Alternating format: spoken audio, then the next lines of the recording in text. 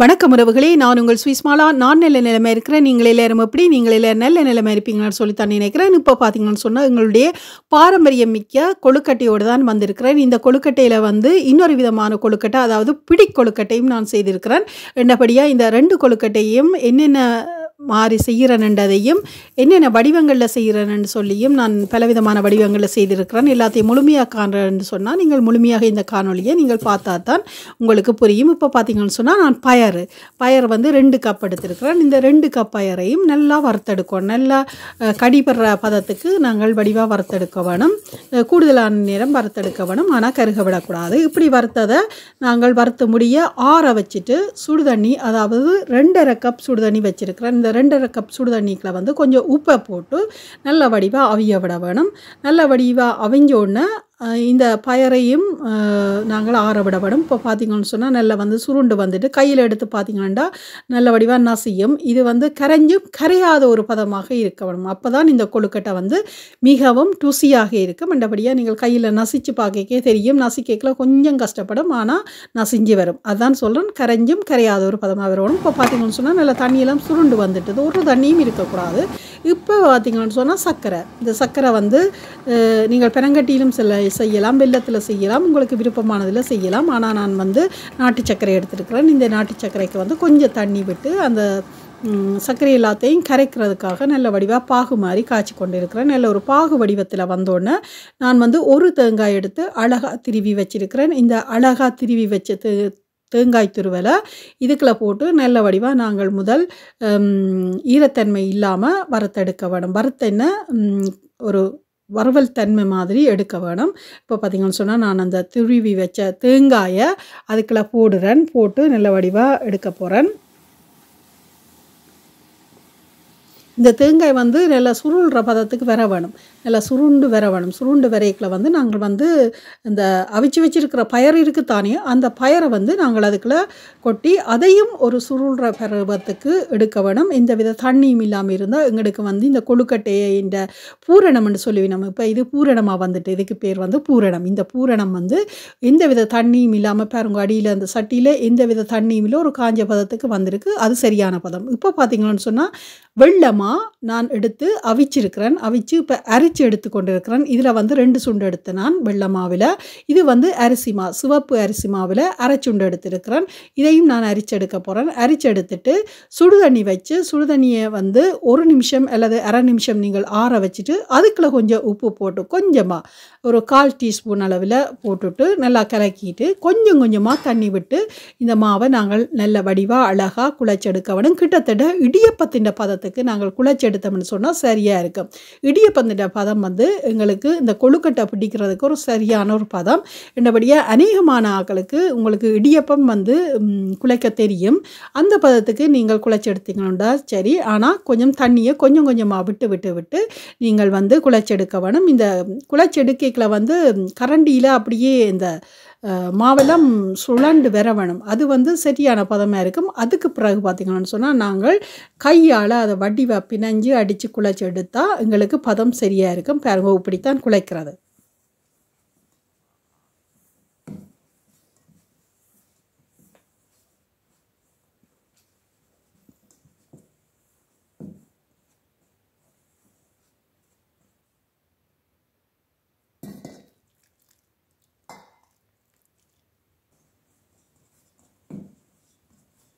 பார்த்திங்கன்னு சொன்னால் இப்போ இந்த தடியில் இந்த மாக்கள் எல்லாம் சுருள்ற கட்டத்துக்கு வருகுது, சேர்ந்து வருகுது. இந்த இப்படியே சேர்த்துட்டு பிறகு கையால் எடுத்து நீங்கள் வடிவாக பிசைஞ்சு அழுத்தி குழைச்சி எடுக்க வேணும். ஃப்ரெண்ட்ஸ், இந்த கொழுக்கட்டை பார்த்திங்கன்னு சொன்னால் மிகவும் ஒரு உடம்புக்கு ஆரோக்கியமானது. ஏன்னு சொன்னால் இதில் பயறு சேர்த்துருக்கிறோம். பயறு உடம்புக்கு மிகவும் ஆரோக்கியமானது உங்கள் எல்லாருக்குமே தெரியும். அதே நேரத்தில் இதில் பாதிப்பு பெருசாக ஏற்படுறதுக்கு வாய்ப்பில்லை. என்னென்னு சொன்னால் நாட்டு சக்கரை தான் சேர்த்துருக்கிறோம். நாட்டு சக்கரை எண்ணத்தில் தயாரிக்கப்படுறதுன்றது சொல்லி உங்கள் எல்லாருக்குமே தெரியும். என்னபடியாக நாங்கள் இது வந்து ஒரு ஆரோக்கியமான உணவு, பாரம்பரியமான உணவு. அதே நேரத்தில் ஊரில் பார்த்தீங்கன்னு சொன்னால் விசேஷங்களுக்கு தான் கூடுதலாக இதுகளை செய்வினம். அதிலும் பார்த்தீங்கன்னு சொன்னால் குழந்தைகளுக்கு வாயிலிருந்து பல்லு தெரிஞ்ச உடனே பல்லு கொழுக்கட்டைன்னு சொல்லி கொண்டு கொட்டுவினம். அதுக்கு வந்து இந்த கொழுக்கட்டையை தான் பல்லு மாதிரி எல்லாம் பிடிச்சு அழகாக செய்து குழந்தையினுடைய தலையில் கொட்டி ஒரு விசேஷ விழாவாக அதை கொண்டாடுவினம். அது நீங்களும் பார்த்துருப்பீங்க. இப்போ பார்த்தீங்கன்னு சொன்னால் இதுதான் பதம். இப்படியான பதத்தில் வந்தோடனே நாங்கள் அதை சின்ன உருண்டியலாக பிடிச்சு அதை நல்ல வடிவாக உருட்டிட்டு கையால் ஒரு அமர்த்திட்டு உள்ளுக்குள்ளே வந்து எங்களோட ஒரு விரலை கொடுத்து ஒரு அரைவட்ட வடிவில் நாங்கள் வடிவாக பிடிச்செடுக்கணும். அதே நேரத்தில் வெடிப்புகள் இல்லாமலும் பார்த்து கொள்ள வேணும். பாருங்க, இப்படித்தான் 2 கையாலும் அமர்த்தி ஒரு கையை உள்ளுக்கு கொடுத்து கொண்டு மற்ற கையால் வட்டமாக அப்படியே பிடிச்சு கொண்டு போக ஒரு அரைவட்ட ஷேப்பில் வரும். இந்த அரைவட்ட ஷேப் எங்களுக்கு ஓகே.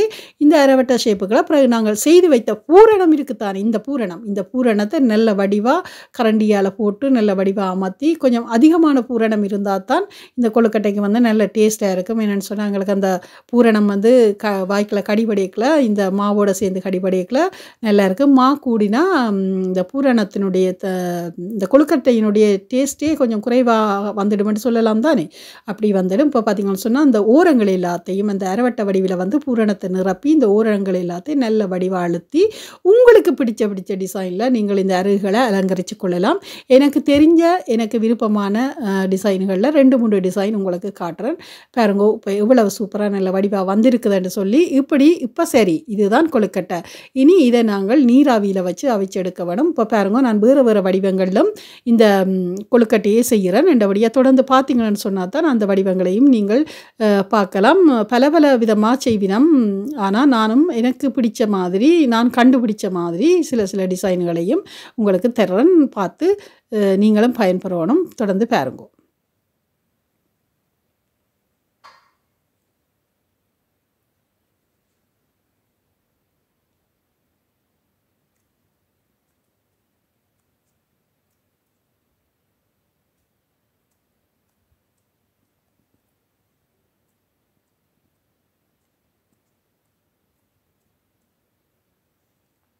இந்த ஓரங்களெல்லாம் நல்ல வடிவாக அழுத்தி எடுக்க வேணும். என்னென்னு சொன்னால் பூரணம் வெளியில் வராத மாதிரி, மற்றது வெடிப்பு ஏற்படாத மாதிரி நாங்கள் பார்த்து கொள்ள வேணும்.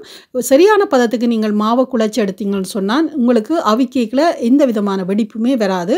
அப்படியே உங்களுக்கு வரும். பாருங்க, ஒரு அமர்த்து அப்படியே எடுத்து உள்ளுக்குள்ள ஒரு கையை கொடுத்து கொண்டு மற்ற கையால் சுற்றி எடுக்க இப்படி அழகான அரைவட்டம் உங்களுக்கு வந்துடும். இப்போ பூரணத்தை வச்சு நீங்கள் வடிவாக ஓரங்களை மடித்து அழுத்தி எடுத்து விருப்பமான டிசைனில் நீங்கள் மடிச்செடுத்து கொள்ளலாம். இந்த கரைகளை விருப்பமான வடிவத்தில் நீங்கள் அலங்கரித்து கொள்ளலாம்.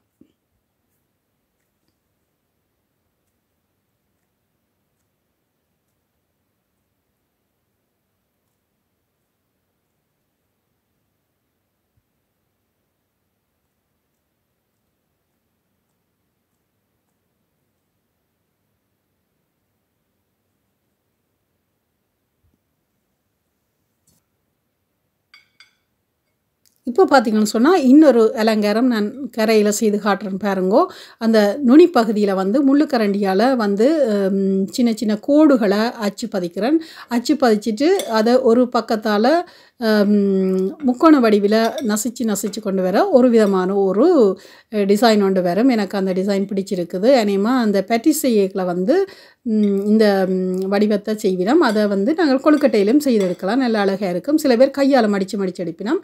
ஆனால் நான் இதை முள்ளுக்கரண்டியால் மடித்து எடுக்கிறேன். பாருங்க, ஒரு முக்கோண கூர் வடிவில் வருது இந்த வடிவம்.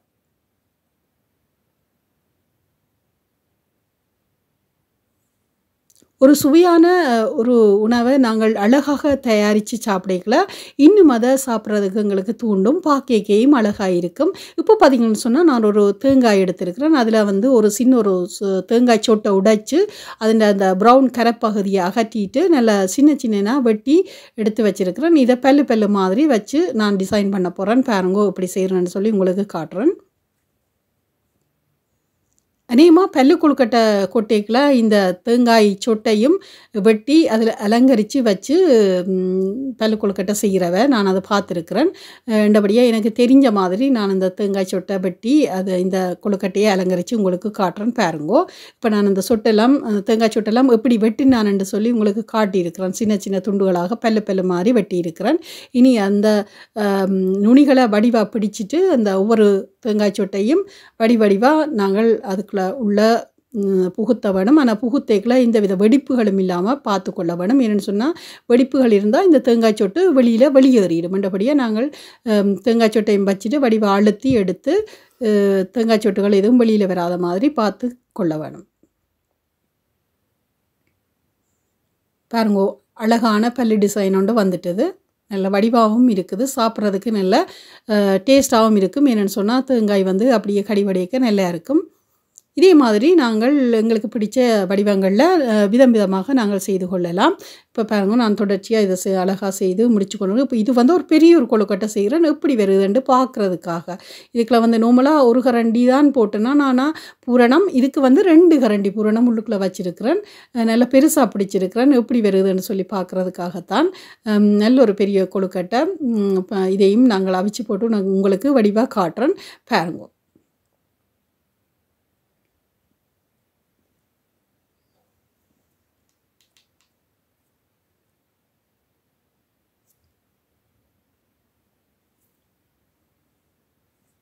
ஒரு கையின் அளவுக்கு 3/4 கையின் அளவுக்கு இந்த கொழுக்கட்டை வந்திருக்கு, இந்த பெரிய கொழுக்கட்டை.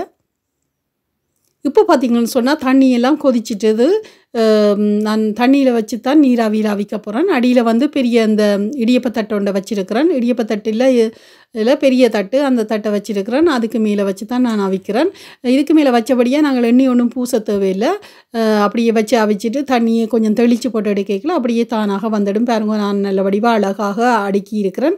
இதே மாதிரி இன்னொரு பகுதியும் இருக்குது, அதையும் நான் அவிச்சு எடுப்பேன். இப்போ உங்களுக்கு முதலாவது பகுதியை நான் அவிச்சு காட்டுறேன் எப்படின்னு சொல்லி. இப்போ வந்து பார்த்திங்கன்னு சொன்னால் ஆவியில் நல்ல வடிவாக அவிஞ்சு வந்திருக்குது. பாருங்கோ, இவ்வளோ சூப்பராக வந்திருக்கோண்டு. இந்த நேரத்தில் வந்து நாங்கள் கொஞ்சம் பச்சை தண்ணியை வந்து தெளித்து மேலால் நல்ல வடிவாக தெளித்தோம்னு சொன்னால் எங்களுக்கு ஈஸியாக வந்து எடுக்கிறதுக்கும் ஈஸியாக இருக்கும். அந்த பதமும் வடிக்காமல் அழகாக வரும். மண்டபடியாக நாங்கள் கொஞ்சம் தண்ணியை தெளித்து போட்டு நாங்கள் இப்போ வெளியில் எடுத்துட்டோம். இப்போ பாருங்க, சூப்பரான கொழுக்கட்டையெல்லாம் ரெடி. பார்க்குறதுக்கே நல்ல அழகாக இருக்குது. இப்போ நாங்கள் இதை சாப்பிட்டு பார்க்கணும் எப்படி இருக்குன்னு சொல்லி சாப்பிட்டு பார்த்துட்டு அடுத்த கொழுக்கட்டை, அதாவது பிடி கொழுக்கட்டையும் செய்திருக்கிறேன். அந்த பிடி கொழுக்கட்டையும் எப்படி செய்கிறேன்னு சொல்லி தான் காட்ட போகிறேன். பிடி கொழுக்கட்டைக்கு வந்து நான் வந்து மாவை தயாரிக்க வந்து வெள்ளமா பாவிக்கையில் தனி அரிசி மாவில் தான் இந்த பிடி கொழுக்கட்டையை செய்திருக்கிறேன். தனி அரிசி மாவில் வடிவாக இடியப்பத்துக்கு குழைக்கிற மாதிரி குழைச்சிட்டு அந்த பூரணத்தையும் கலந்து உருட்டி வச்சிருக்கிறேன். பாருங்க, இந்த தான் பூரணம், அந்த கொழுக்கட்டைக்கு செய்த பூரணம். அந்த பூரணத்திலேயே எடுத்து தனி அரிசி மாவை குழைச்சி ரெண்டையும் ஒண்டை இணைச்சி பிடி மாதிரி கையாலேயே பிடிச்சு எடுத்தால் எங்களுக்கு பிடி கொழுக்கட்டை ரெடி.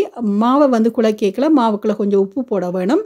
தனி அரிசி எடுத்து அதுக்குள்ளே கொஞ்சம் உப்பும் போட்டு இடியப்ப பதத்தில் குழைச்சி அதுக்குள்ளே வந்து பூரணத்தையும் எங்களுக்கு டேஸ்ட்டுக்கு ஏற்ற மாதிரி எங்களோட இனிப்புக்கு ஏற்ற மாதிரி நீங்கள் பூரணத்தை அளவாக இணைச்சி கொண்டு வடிவாக கையால் பிடியாக பிடிச்சா இப்படி நீராவியில் அவிச்சு எடுத்தீங்கன்னு சொன்னால் குறைஞ்சது 6 அல்லது 7 நிமிஷம் அளவில் அவிக்க வேணும் கொழுக்கட்டை. ஆனால் இந்த பிடி கொழுக்கட்டையை வந்து நான் ஒரு 8 நிமிஷம் அளவில் அவிச்சிருக்கிறேன். ஏன்னு சொன்னால் பிடி கொழுக்கட்டை என்னபடியாக உள்ளுக்கு வந்து நல்ல வடிவாக அவிஞ்சு எடுக்க வேணும். அந்தபடியாக 1 நிமிஷம் நான் கூட அவிச்சு எடுத்துருக்கிறேன். நான் நார்மலான கொழுக்கட்டை வந்து முதல் காட்டின கொழுக்கட்டை வந்து உங்களுக்கு 6லேருந்து 7 நிமிஷம்.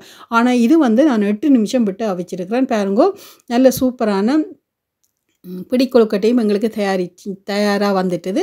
பிடி கொழுக்கட்டை எனக்கு ரொம்பவே பிடிக்கும். இந்த காணொலியெல்லாம் உங்களுக்கு பிடிச்சிருக்குன்னு நினைக்கிறேன். நல்ல வடிவாக எப்படி செய்கிறேன்னு சொல்லி உங்களுக்கு அழகாக காட்டியிருக்கிறேன்.